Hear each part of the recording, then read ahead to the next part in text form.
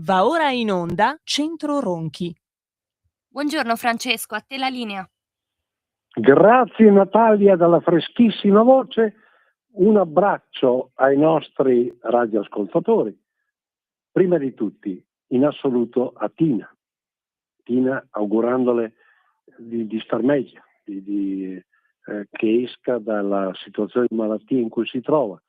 È l'anima di quello che è il nostro compito, il nostro che ci siamo assegnati da soli, poi compito culturale, è l'anima di tante iniziative della Lega, è l'anima di tante iniziative milanesi, l'anima storica tra l'altro da 25-30 anni. Un abbraccione ovviamente anche a Matteo,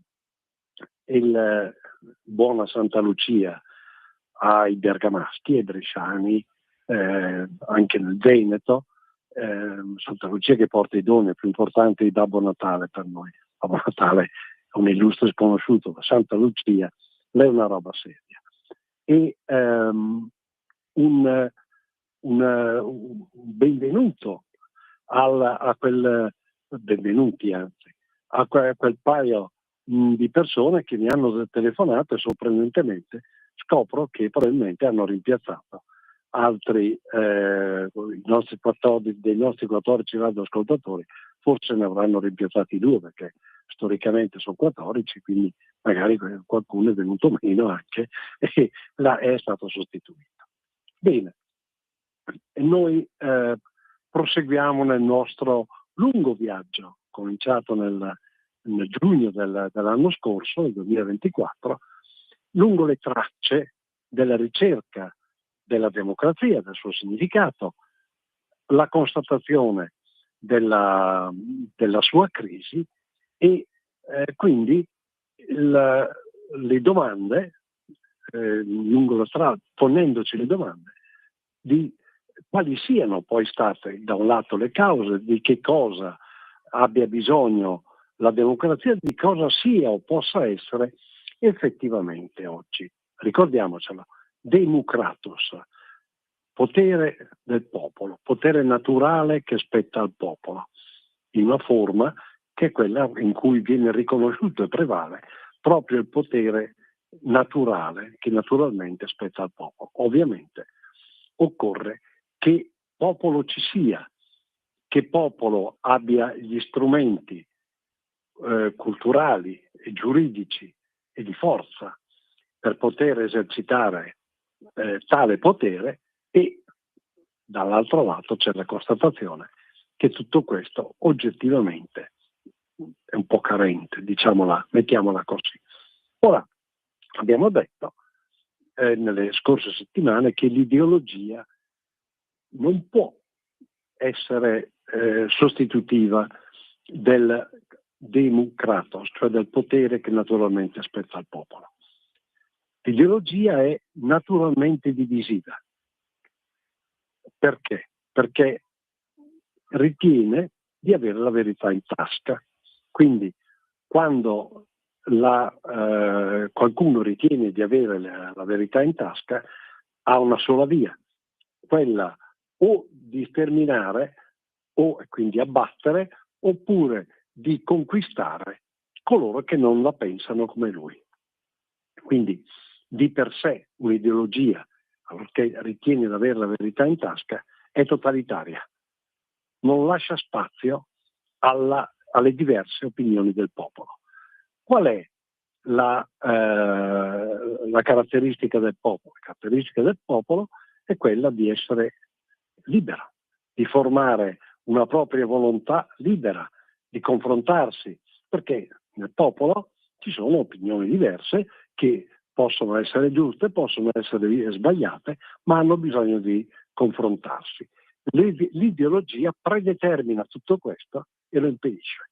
Quindi qualunque ideologia impedisce il formarsi di una democrazia, nonostante quello che raccontano, perché l'ideologia socialista oggi imperante mette l'aggettivo democratico da tutte le parti. Democratico perché è il punto debole, per ingannare, perché in realtà da un punto di vista concettuale è il contrario della democrazia, è concettualmente il contrario della democrazia. La direzione più o meno lenta, più o meno prudente, moderata, però è quella di un totalitarismo, di una conquista di un potere. Nel popolo la volontà del popolo si esprime allorché liberamente, fin dal basso, quindi dalle famiglie, dai gruppi minimali, si può sviluppare il libero pensiero. Nell'ambito dell'ideologia si sviluppano solo e soltanto guerre, frazioni. Lo vediamo ancora oggi. Bene o male, in chi oggi è al governo ci sono, anzi sicuramente opinioni diverse, però c'è il confronto, si discute, si fa in qualche modo del proprio meglio. Poi che funzioni o non funzioni tutto è un altro discorso. La perfezione non esiste. A sinistra sono solo litigi. Litigi e frazioni. Perché litigi e frazioni? Litigi e frazioni è tipico della sinistra. La sinistra litiga. Per quale motivo? Perché ognuno ritiene di avere in tasca la verità. Quindi litigano perché la verità sono io e non sei tu, la verità sono io e non sei tu. Quindi non ammette il confronto, esiste il compromesso, si mettono d'accordo per interesse, ma il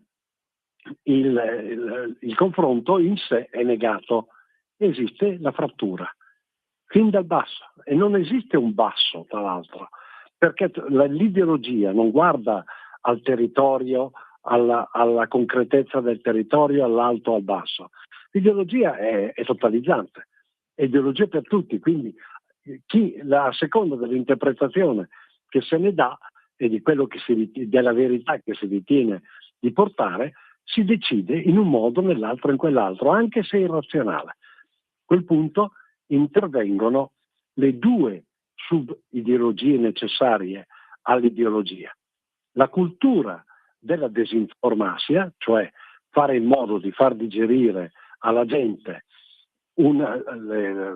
degli errori, delle assurdità, delle contraddizioni, facendole passare per verità, facenti parte per il sol dell'avvenire, perché sono fatte per il bene della massa.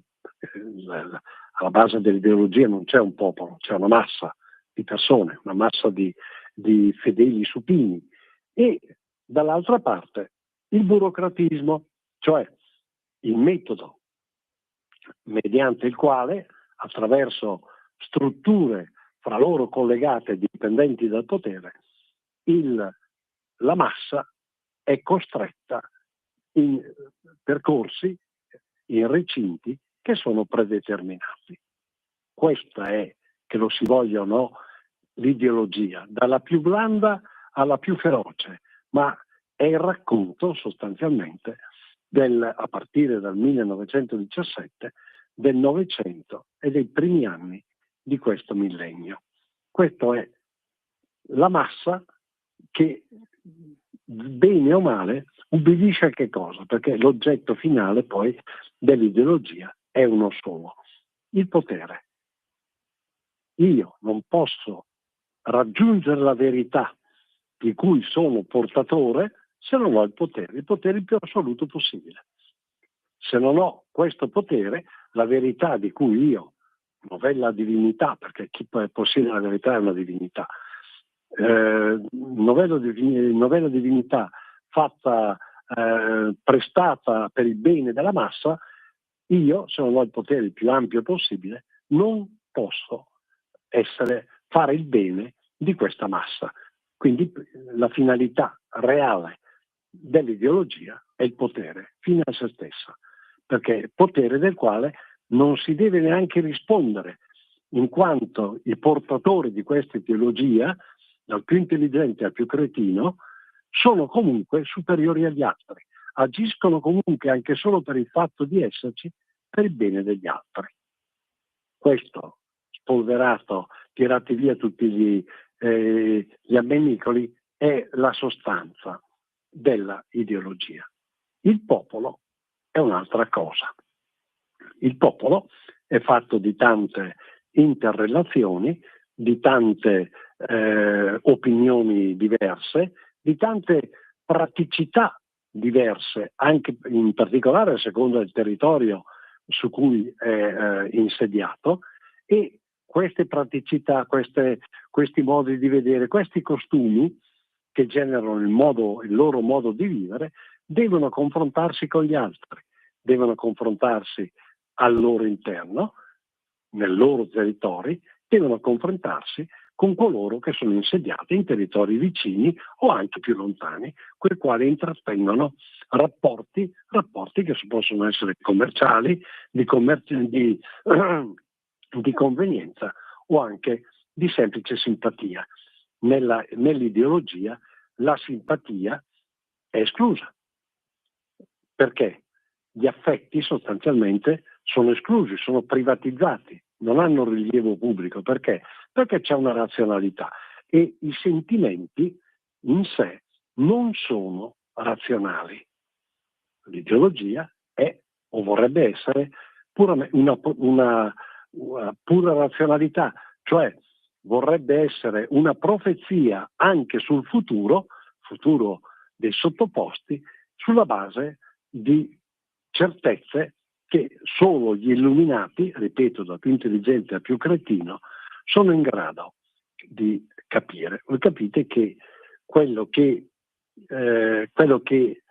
stare da una parte o stare dall'altra significa o negare o accettare l'idea di democrazia. Quando l'ideologia parla di democrazia mente perché non c'è una democrazia in cui ci siano degli illuminati, siano previsti degli illuminati, dei personaggi anche cretini ma che sono illuminati. Il popolo è un'altra cosa. Il popolo ha le sue abitudini, ha la sua cultura, ha le sue esperienze e quelle esperienze deve porre in atto per vivere, per arrivare a fine mese e per potersi confrontare. Quando maggiore è la penetrazione della partecipazione e della responsabilità, quindi a partire dagli elementi più basilari, anche territorialmente più basilari, maggiore è la responsabilità che viene data alle formazioni umane poste sul territorio, maggiore è la possibilità che ci sia una democrazia e una democrazia funzioni. Si potrebbe dire, qui entriamo in quello che stiamo preparando da settimane, si potrebbe dire, ma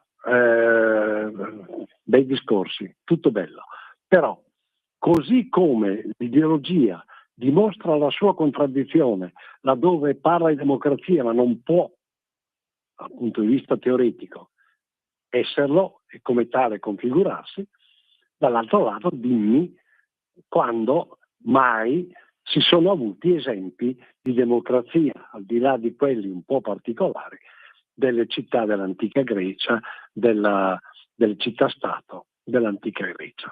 Cioè abbiamo esempi nella nostra civiltà occidentale dell'esistenza di momenti democratici? Sì, li abbiamo. Prima di tutto occorre anche fare una distinzione, cioè non è affatto detto che una democrazia sia necessariamente costituita da un assemblearismo o da una diretta rappresentanza popolare. Non è affatto detto che sia così. Può formularsi in diversi modi e purché rappresenti effettivamente la volontà del popolo.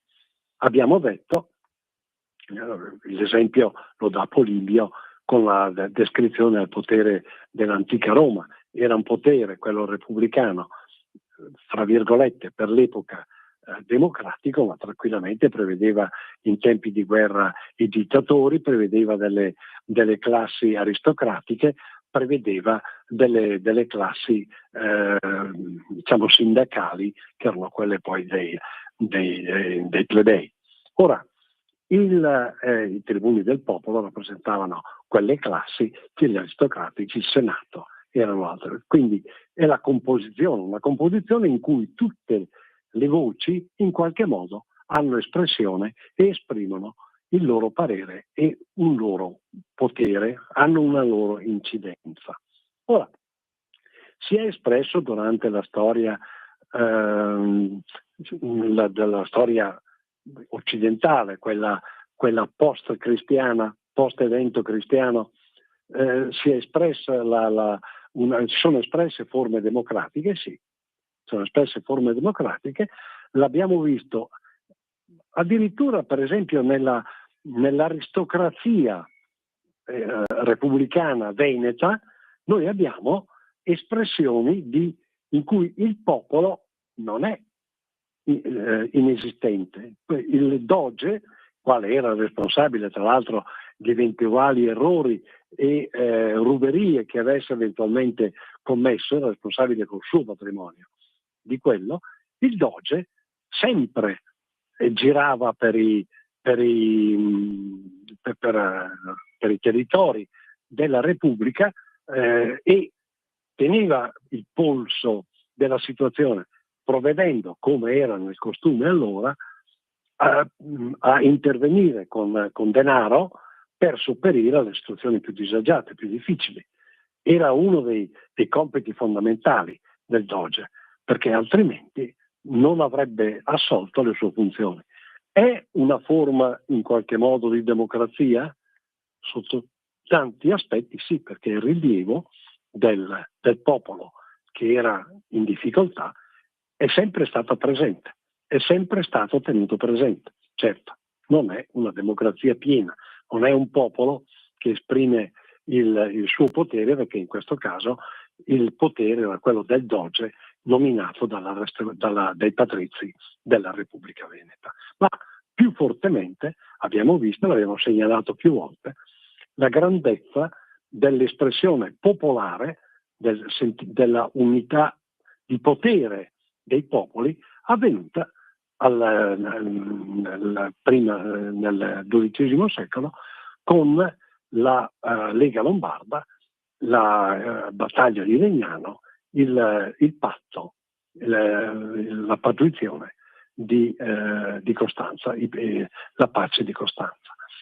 In quel caso, costretti dalla necessità, i popoli si sono uniti fra loro e hanno espresso addirittura sul piano internazionale, parlo dei comuni lombardi, sul piano internazionale hanno espresso nei confronti dell'impero, perché la lotta è sempre fra popolo e impero, fra oppressione e libertà, hanno liberamente espresso le proprie ragioni e le hanno fatte valere.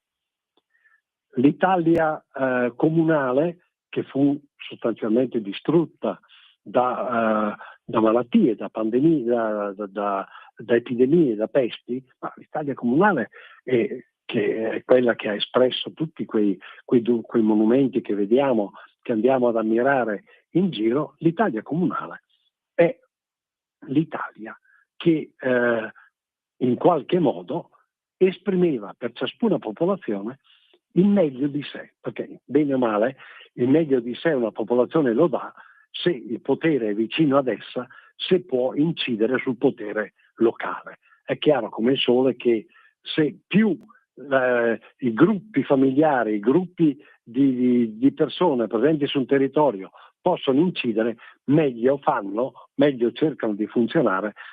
È vero, per se stessi prima di tutto, ma anche per l'insieme. Più il potere è lontano, più meno l'interesse del popolo può esprimersi, può avere efficacia. Ora abbiamo richiamato quindi Pontida, ma attenzione, dopo la rivoluzione francese abbiamo un caso molto particolare e pochissimo studiato, pochissimo divulgato in Italia. In Italia accade qualcosa di straordinario, e cioè alla metà dell'Ottocento, sotto la spinta massonica, sotto la spinta ma anche del sentimento popolare, si affermano i nazionalismi, si affermano le necessità, l'utilità di avere di comporre in stati le nazioni, indipendentemente dalle appartenenze nobiliari. Cioè, una volta, fino a quell'epoca, il sovrano era un proprietario sostanzialmente dei territori, non era il capo, era anche il capo di un popolo, ma in quanto proprietario, cioè il tutto derivato anche da una tradizione di servitù della gleba. Il popolo era sostanzialmente un insieme di servi, perché il proprietario, il padrone, era lui. Si afferma quindi nell'Ottocento, con l'emergere della borghesia, con l'istanza dell'illuminismo alla fine del Seicento, in contrasto col potere assoluto, perché era diventato il Re Sole, potere assoluto da parte dei sovrani, si affermano le istanze nazionaliste.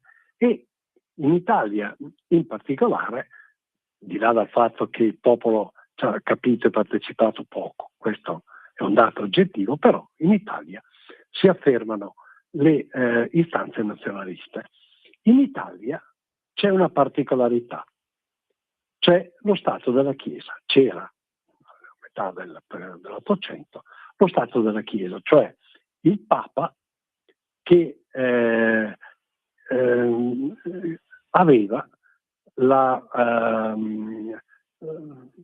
territori, occupava praticamente tutta la parte centrale dell'Italia ed era il sovrano assoluto, il Re Sole della situazione, per di più col carisma del capo di un'intera religione, potere più assoluto.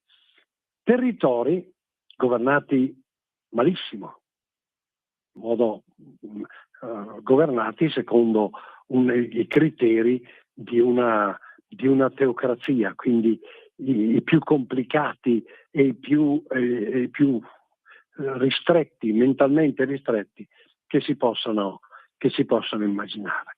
Bene, il Papa a quell'epoca è Pio IX e nel momento in cui nel 1848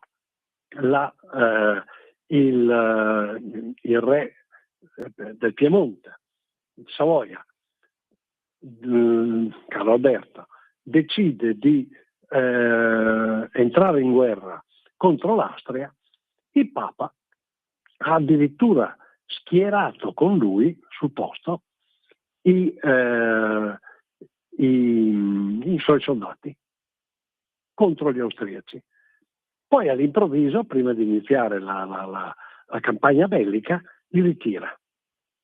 Alcuni rimangono e combattono con Carlo Alberto, ma lui li ritira.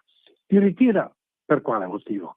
Per non andare contro all'imperatore cattolicissimo d'Austria, che è il suo sostegno, il suo bastone.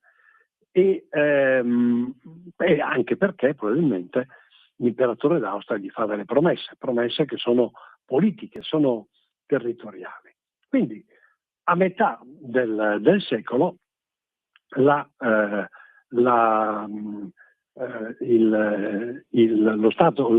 Papa ritira, non accetta l'idea di una nazione, difende e afferma la realtà e la funzionalità, la legittimità anche storica del suo regno, del suo Stato, lo Stato pontificio. Ora, le cose vanno come vanno. Nel 1848 c'è la sconfitta del Regno di Piemonte, nel 59, 11 anni dopo, nel 61, si crea uno Stato nazionale. E prima che nel crearsi lo Stato nazionale automaticamente, quasi in automatico, viene meno il dominio del pontefice sui suoi territori.